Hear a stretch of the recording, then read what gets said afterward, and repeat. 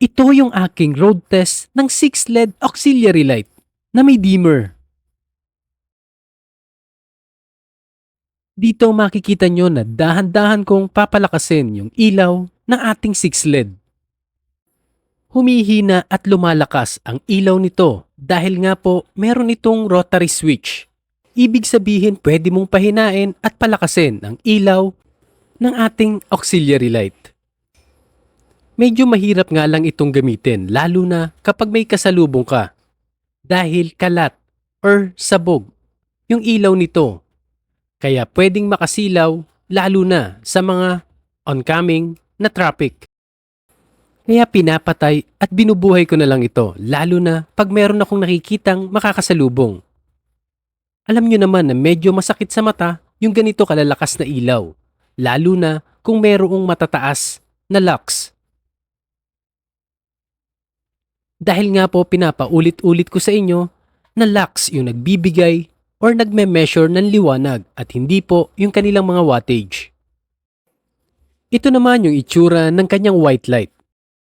Mas maliwanag yung white light nito dahil meron itong 14,000 lux.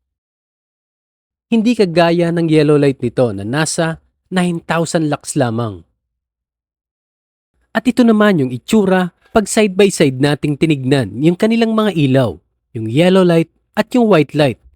Ibig sabihin may lens sa kawala dahil iisa lang naman yung klase ng ilaw nito, yung white light, at nalalagyan lang ng yellow lens para mag-iba at magbago ang kulay nito.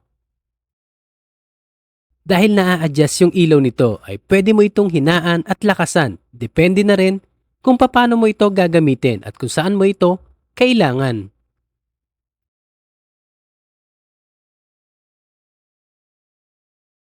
Medyo dahan-dahan lang sa paggamit ng ganito kalalakas na ilaw. Dahil kita nyo naman na pag nilalakasan at tinataasan yung kanyang brightness, ay sobrang lumiliwanag ang paligid nito. Kaya maging responsable po kayo sa paggamit ng ganito kalalakas na ilaw. Ilalagay ko po yung link sa video description kung saan ko po ito nabili at kung saan po kayo pwedeng makakuha na mayroong warranty. Maraming salamat po sa panonood ng aking video. Kung nagustuhan nyo po ito, huwag nyo pong kalimutan mag-like, share at subscribe. God bless po at ride safe sa inyo pong lahat.